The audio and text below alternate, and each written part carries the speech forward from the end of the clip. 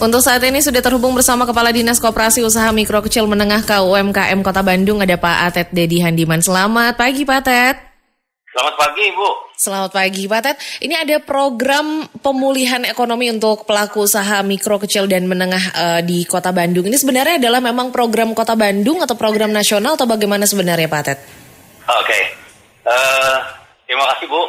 Bahwa program pemulihan para pelaku usaha mikro dan ultra mikro ini adalah merupakan program nasional Bu, yang bersumber anggaran dari APBN.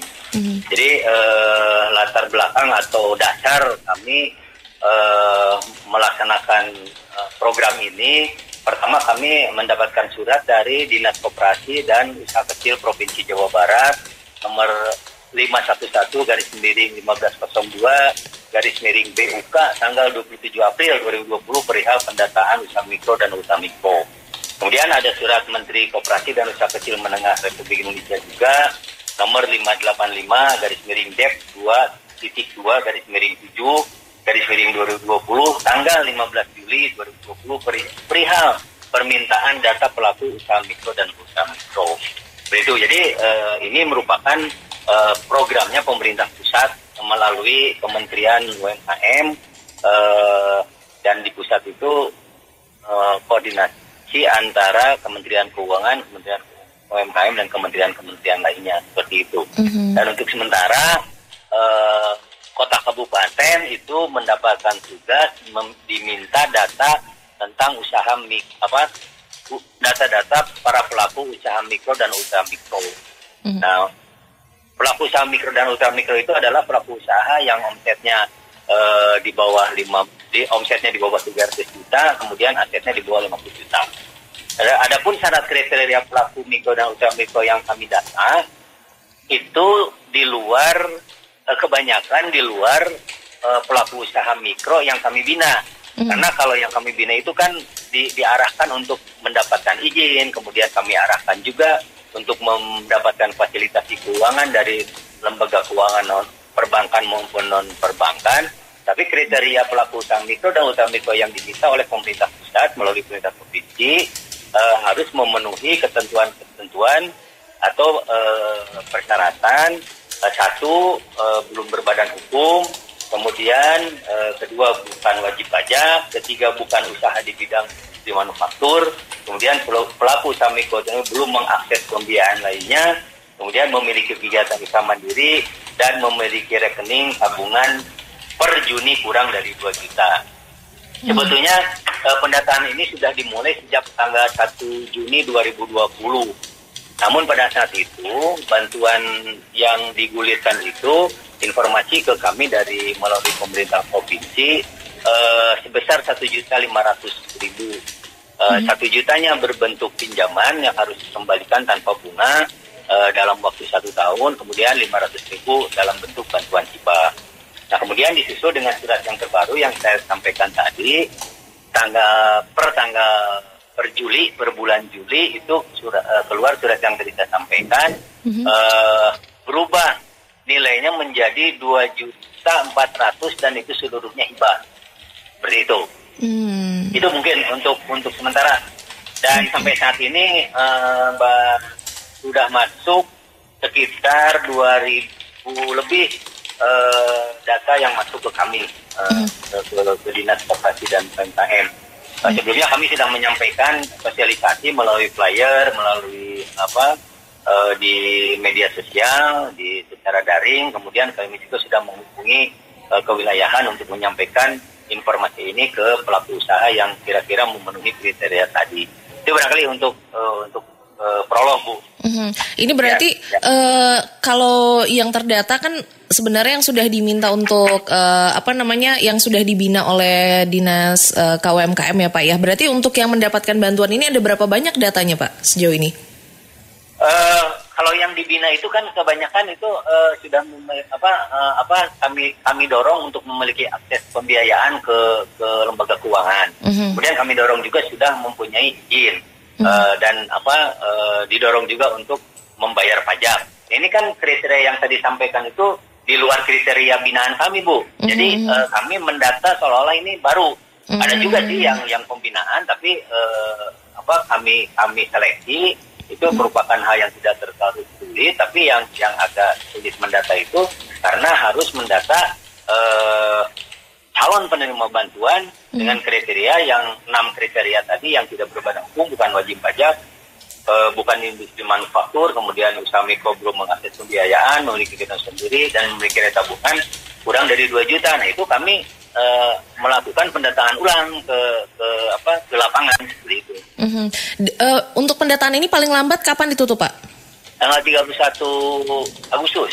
31 Agustus. Oke, berarti ini masih akan terus ada penambahan lebih dari 2.000 data begitu ya? Karena sampai tadi baru disampaikan informasi sudah mendekati angka 3.000, Bu. Oh, oke. Seperti itu.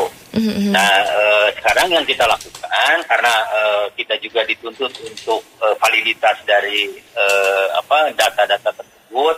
Nanti kami akan membahas mungkin dengan OPD terkait untuk bagaimana cara cepat dan tidak begitu rumit untuk memvalidasi data calon-calon penerima bantuan tadi gitu. Nah, mungkin di minggu ini kami berkoordinasi dengan OPD terkait tentunya atas izin pimpinan untuk memvalidasi data secara cepat tapi akurat.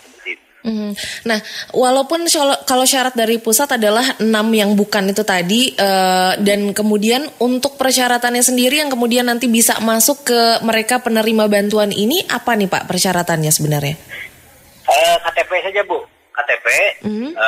Yang penting mereka punya NIK. Hanya KTP saja punya NIK, kemudian beralamat di Bandung, sudah tentu berusaha di Bandung, bisa KTP-nya tidak di Bandung tapi menetap di Bandung dan berusaha di Bandung gitu. Nah itu yang kami akan pilih-pilih data-data yang sesuai dengan ketentuan tersebut. Yang penting intinya ada NIK-nya Bu, nomor induk kependudukan. Oh, oke. Berapa lama sudah berusaha itu jadi syarat juga nggak Pak? Nah, kami tidak menemukan syarat itu. Tidak menemukan syarat bahwa minimal berusaha sudah berapa lama, itu tidak. Kami tidak menemukan seperti itu. Oke. Jadi yang penting ini syaratnya adalah punya nomor induk kependudukan saja, beralamat di Bandung atau usaha di Bandung. Tentunya yang 6 tadi harus terpenuhi juga. Rekening tabungan, kegiatan usaha mandiri, apapun usahanya kan itu yang terkait itu merupakan bidang usaha mikro di luar industri dan manufaktur. Oke, bantuan ini bantuan dalam sekali dan sudah selesai atau akan rutin dilakukan selama kurun waktu berapa lama begitu Pak? Nah, saya juga belum mempertanyakan informasi itu ke jajaran dinas KUK provinsi maupun ke kementerian. Yang jelas informasi ini kita akan manfaatkan sebaik-baiknya, bahwa apakah bantuan ini terus berlanjut atau hanya 1 kali itu kami belum mendapatkan dan belum meminta informasi dari kementerian maupun dari dinas koperasi usaha kecil provinsi Jawa Barat. Oke. Dan akan cairnya kapan? Cairnya secepatnya. Sekarang sudah mulai disampaikan kepada kami bagaimana format-format yang harus kami isi. Nah, kemudian nanti setelah itu SOP-nya akan menyusul. Tapi secara garis besar bahwa untuk sampai saat ini SOP yang kami terima dari pemerintah pusat bahwa kita mendata, kemudian kita serahkan data itu tersebut ke dinas koperasi dan usaha kerja Jawa Barat, kemudian nanti disampaikan ke Kementerian KUKM di pusat, nanti yang memproses untuk pencarian itu adalah Kementerian Keuangan. Nanti Kementerian Keuangan menginput data ini ke Sistem Informasi SIKP, kemudian menyampaikan ke kuasa pengguna anggaran, ini menurut penjelasan dari jajaran kementerian, kemudian penelitian surat keputusan dan surat pemerintah pembayaran, kemudian dilakukanlah pembayaran ke rekening penampung, dari rekening penampung baru disampaikan ke rekening penerima. Itu yang SOP secara garis besar yang kami peroleh informasinya pada saat kami tadi kemarin sore melakukan webinar dengan jajaran Kementerian KUMKM. Kalau sekarang saja sudah mendekati 3.000 Pak, estimasi para pelaku usaha kecil ini ada berapa banyak di Bandung? Kalau yang kami bina ada 6.000. Kalau menurut data statistik itu sampai 140.000 per tahun 2018. Ada berapa Pak Punten? 140.000. 140.000, oke. Ya, yang kami bina, yang didorong untuk scale up, naik kelas, kemudian didorong legalisasinya itu ada sekitar 6.000.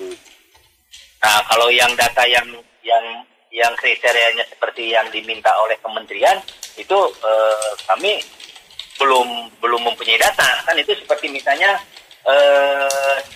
tukang cireng di sekolah-sekolah, kan tukang bakso dorong, kan yang seperti itu sekarang sasarannya cenderung ke yang seperti itu.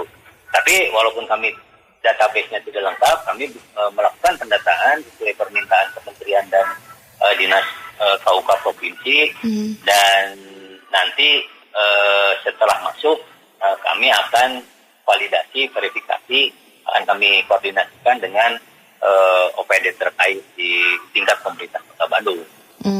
Oke, jadi kayak warung-warung yang baru warung kios yang kayak gitu ya? Seperti itu, ya seperti itu warung-warung. Oke. Ya, untuk mereka yang baru tahu informasi ini Pak dan ingin mendaftarkan diri untuk mendapatkan bantuan bisa hubungi kemana? Ya, kan secara resmi lewat internet Bu, lewat daring ya, dalam jaringan. Tapi untuk kemudahan kami menerima langsung pendaftaran di kantor kami di Jalan Kaulaya nomor 2. Di Dinas Koperasi Usaha Mikro Kecil Menengah Kota Bandung, Jalan Kaulaya nomor 2, dan sekarang sudah banyak yang datang. Sejak tadi pagi sudah banyak yang datang gitu. Oke, dengan membawa KTP saja atau nomor induk kependudukan? Iya, KTP dengan membawa KTP keluarga kalau ada kan itu untuk disesuaikan. Dan perlu bawa bukti-bukti usahanya juga nggak Pak? Apakah misalnya tidak ada izin, berupa misalnya ini Pak foto warung misalnya atau laporan keterangan dari RT RW misalnya? Nanti kami mungkin itu dilakukan kan awalnya ini pendataan itu mandiri Bu, mereka memasukkan data sendiri. Yeah. Jadi dari arahan dari pemerintah pusat tidak ada misalnya untuk mengupload bukti bahwa itu ada warungnya, tidak ada. Jadi kami tidak bisa melebih-lebihi apa yang diminta pemerintah pusat atau provinsi. Ya kami tampung untuk input data dengan yang penting ada NIK dan KTP seperti itu.